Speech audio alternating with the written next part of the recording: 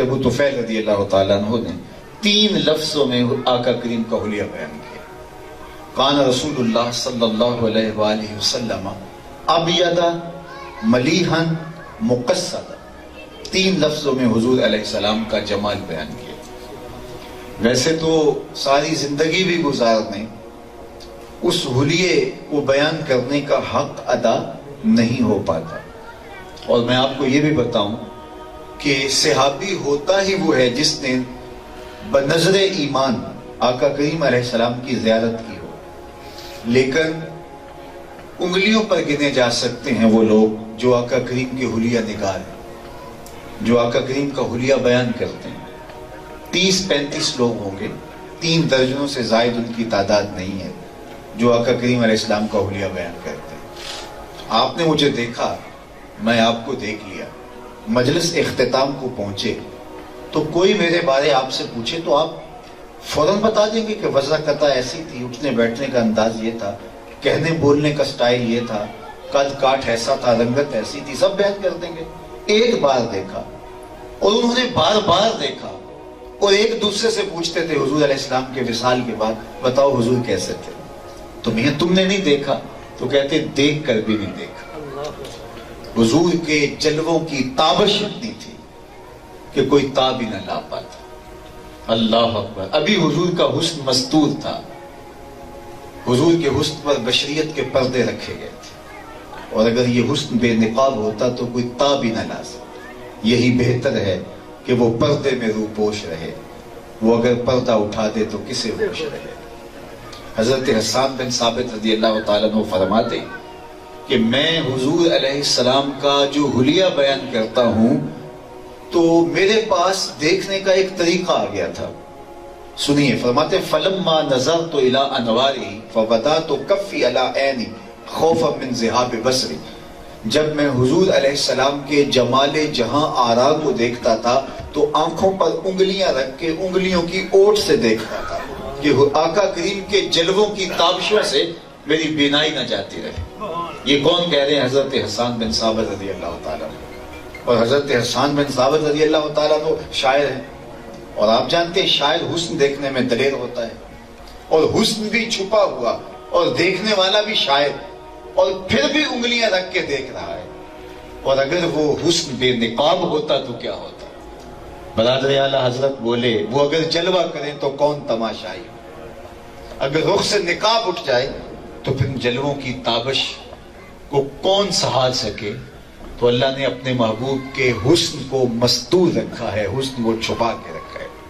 تو بہت تھوڑے لوگ ہیں جو حلیہ بیان کرتے ہیں، اور وہ یہ کہتے ہیں کہ میں جو بیان کر رہا ہوں یہ اپنی استطاعت کے مطابق بیان کر رہا ہوں، حق ادا نہیں ہو سکتا. حضرت عمر بن عاص رضی اللہ تعالی عنہ فرماتے ہیں لو سئلت ان اصفہ، اگر آپ مجھ سے یہ سوال کریں کہ میں ان کے وصف کو، ان کے حلیے کو، ان کے جمال کو بیان کروں، ما اتقت، تو کہتے ہیں اللہ کی قسم میں بیان کر ہی نہیں سکتا. یہ وہ تھے جنہوں نے شام سویرے اس جمال جہاں آرا کو دیکھا، جنہوں نے کھلی آنکھوں سے وہ منظر دیکھے، تو وہ کہتے ہیں لو سئلت ان اصفہ ما اتقت، اگر آپ کہیں تو میں طاقت نہیں رکھتا. یہ وہ کہہ رہا ہے جس نے دن رات دیکھا، اور جس نے دیکھا نہیں ہے وہ مناظرے کر رہا ہے. وہ ترازو رکھ کے مسجد میں بیٹھ رہا ہے اور تول رہا ہے. ڈٹھے ورق قرآن دے پھول سارے، تیری شان جیا نہیں کوئی ہور ڈٹھا، تیری شان دا کرے مقابلہ جڑا انہوں عاشقاں اصلی چور ڈٹھا. کوئی نور آکھے کوئی بشر آکھے پیندا رات دنے اے ہو شور ڈٹھا.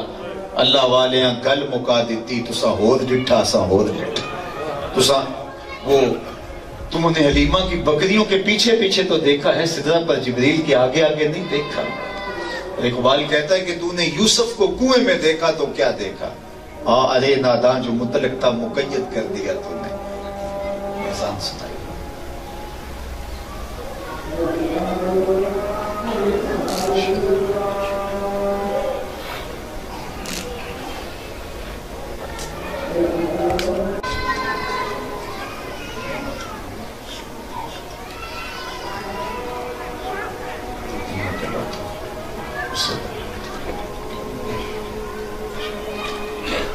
تو بات یہ ہے کہ وہ پیر بادشاہ نے کیا خوب کہا تھا، جنہ ویکھیا نہیں او کرن گلاں، جنہ ویکھیا نہیں او کرن گلاں، جنہ ویکھیا او تے بول دے نے، جڑے محرم راز حقیقت دے اور راز حقیقت کھول دے۔ یہ نہ دیکھنے کی کہانی ہے۔ جھگڑا اس لیے جب تک زنان مصر نے جمال یوسفی نہیں دیکھا تھا تو زلیخا کو تانے دیتی تھی نا کہ غلام پہ دل ہار گئی اور کیا کیا نہیں بول رہی تھی، تو انہوں نے ان سے بحث نہیں کی۔ اقبال علیہ الرحمہ نے کہا تھا تیرا علاج نظر کے سوا کچھ اور نہیں، خرد کے پاس خبر کے سوا کچھ اور نہیں، تیرا علاج نظر کے سوا کچھ اور نہیں۔ ان کو دلائل دیے تو یہ تو نہیں مان پائیں گی۔ انہوں نے کہا آؤ ذرا میرے گھر میں دعوت دے، ہاتھوں میں ناشپاتیاں بھی دے دی، چڑیاں بھی دے دی، اور جناب یوسف علیہ السلام سے عرض گزار ہوئی، وقالت اخرج علیہم، 2 لمحوں کے لیے آ جا، میری محبت کی لاج رہ جائے، انہیں پتہ چلے غلام پہ دل ہاری ہوں یا امام پہ دل ہاری۔ اور اب وہ جب ناشپاتیاں کاٹنے لگی تو ادھر جناب یوسف علیہ السلام جلوہ فراز ہوئے، اور جب انہوں نے جمال یوسفی کو دیکھا تو بے ساختہ پکار پڑی، یہ بشر نہیں، یہ تو کوئی مقرب فرشتہ ہے۔ انگلیاں کٹ گئی، خون بہنے لگا، اور ساری توجہ آپ کے جمال میں کھو گئی، اور دھیان ہی نہ رہا کہ انگلیاں کٹ رہی۔ تو جب تک دیکھا نہیں تھا تو اس وقت یہ بحث تھی کہ یہ تو غلام ہے، اس پہ دل ہار گئی، اور جب جمال یوسفی نگاہوں کے سامنے آیا تو آپ بولی یہ تو بشر نہیں ہے، یہ تو کوئی مقرب فرشتہ ہے۔ تو آج جھگڑے اس لیے ہیں کہ لوگوں نے میرے حضور کو دیکھا نہیں ہے۔ کاش کہ جلوہ نصیب ہو جائے تو پھر لڑائی نہیں ہوگی، پھر محبوب علیہ السلام کی محبت رگو ریشہ میں محو نفوذ ہو جائے گی۔ تو آقا کریم علیہ السلام کے حسن کو بیان کرتے ہوئے حضرت ابو طفیل رضی اللہ تعالی عنہ نے 3 لفظوں میں کتنی خوبصورت بات کی۔ کان رسول اللہ صلی اللہ علیہ وآلہ وسلم ابید ملیحا مقصدا، پہلی چیز ابید، حضور کا رنگ سفید تھا، بالکل چونے کی طرح سفید نہیں بلکہ سرخی کی آمیزش لیے ہوئے۔ اللہ اکبر۔ ابید کا لفظ آقا کریم علیہ السلام کے لیے انہوں نے استعمال کیا رنگ کے۔ دوسرا لفظ آقا کریم کے لیے جو انہوں نے استعمال کیا حضور کے حسن و جمال کے لیے، ملیحن، حضور کا حسن ملیح تھا۔ ایک ہوتا ہے حسن سبی، میٹھا حسن، دیکھو تو تڑپ جاؤ، اور ایک ہوتا ہے حسن ملیح، نمکین حسن، جب دیکھو تو دیکھتے ہی رہ جاؤ۔ وہ ملیح دلارا ہمارا نبی، حسن پھیکے ہیں جب تک نہ مذکور ہو، ہے نمکین حسن والا ہمارا نبی۔ آنا املہ و اخی یوسف اسبا، فرمایا میں نمکین حسن والا ہوں اور میرے بھائی یوسف کا حسن میٹھا تھا۔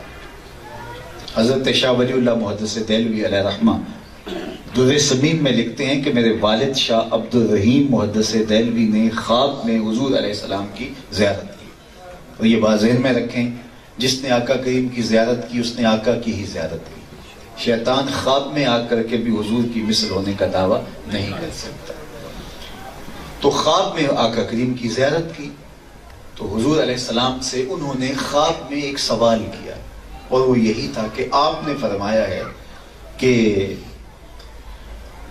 میرا حسن نمکین ہے اور میرے بھائی یوسف کا حسن میٹھا تھا، تو وہاں تو زنان مصر کی انگلیاں کٹ گئی۔ اس حسن کی فراوانی اور اس کی چمک اور اس کی تابشوں کی تاب نہ لا کر کے، اور حسن ملی زیادہ پرکشش ہوتا ہے، اور یہاں کوئی ایسا واقعہ پیش نہیں آیا، تو اس کی کیا وجہ ہے؟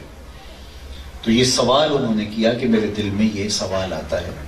تو آقا کریم نے جو جواب دیا وہ یہ تھا کہ جمالی مستور عن اعین الناس غیرۃ من اللہ، اے عبد الرحیم، اللہ نے غیرت محبت کی وجہ سے میرے حسن کو لوگوں کی نظروں سے چھپا کے رکھا ہے، حسن کو مخفی رکھا گیا ہے۔